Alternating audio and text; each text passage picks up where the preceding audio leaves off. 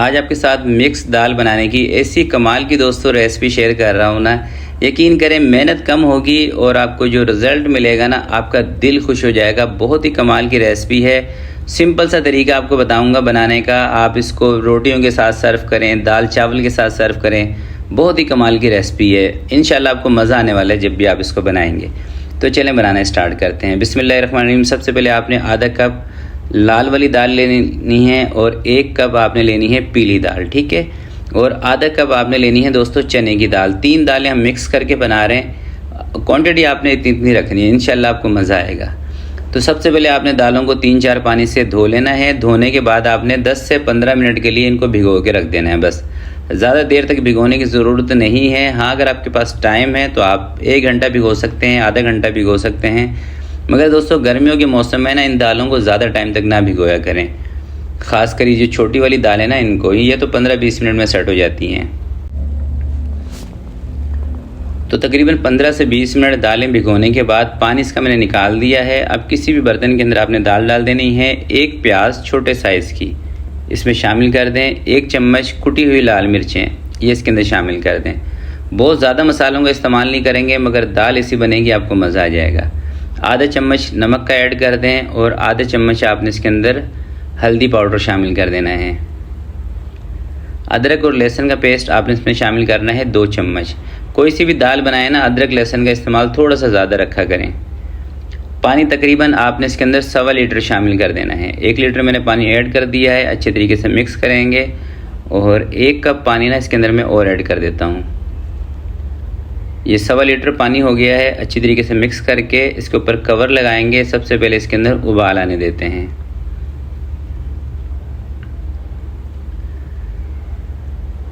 उबाल दोस्तों दाल के अंदर आ चुका है। अब इसके अंदर हमने क्या करना है, कुकिंग ऑयल शामिल करना है आधा कप। कभी भी दाल बनाएं इसके अंदर घी तेल का इस्तेमाल थोड़ा सा ज़्यादा रखा करें। कवर लगा देंगे, चूल्हा हल्का कर देंगे, हल्की आंच पे इसको छोड़ देते हैं तकरीबन 30-40 मिनट तक, जब तक दाल बिल्कुल अच्छे तरीके से गल जाएगी। जब दोस्तों दाल अच्छी तरह से गलती है ना, तभी उसमें से टेस्ट आता है।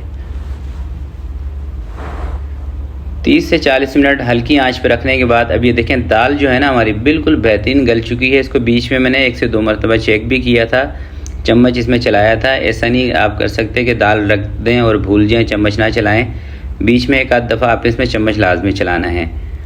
अब दोस्तों आपने इसमें शामिल करना है कनौर क्यूब्स 1 अदद, ठीक है। थोड़ा सा चूल्हा मैं तेज़ कर रहा हूँ, थोड़ा सा ये ना मुझे पतली लग रही है, ताकि 2-4 इसके अंदर उबाल आएंगे तो ये सेट हो जाएगी। 1 कनौर का क्यूब्स आपने इसमें शामिल कर देना है और चाइनीज़ नमक इसमें शामिल करना है 1 छोटा चम्मच। ये छोटे वाला चम्मच है टीस्पून, ठीक है।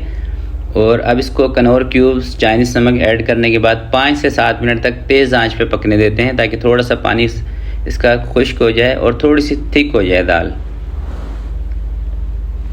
और जब आपने आंच को तेज़ करना है ना, तो चम्मच चलाते रहना है, वरना नीचे लग जाएगी। क्योंकि इस टाइम पे ना दाल बिल्कुल गल चुकी है। और जब आप 5 मिनट चम्मच चलाएंगे ना, तो इससे दाल थोड़ी सी घुट भी जाती है। जब दाल घुटेगी तो इसमें थोड़ी सी लेस आ जाएगी।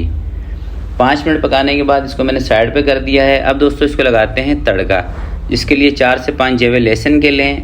तेल अभी भी मैंने आधा कप से थोड़ा सा ज़्यादा लिया है। ज़ीरा आधा चम्मच शामिल कर दिया है। 5 से 6 गोल मिर्चें और 5 से 6 दोस्तों हरी मिर्चें। हरी मिर्चें आपने जब तेल में डालनी है जब लहसुन को थोड़ा सा कलर आ जाए, ठीक है। क्योंकि हरी मिर्चें ना दोस्तों चटकती हैं, गर्म तेल में हरी मिर्चें डालेंगे चटकेगी। लहसुन लाल हो जाएगा, उठा के आपने दाल के अंदर डाल देना है इसको।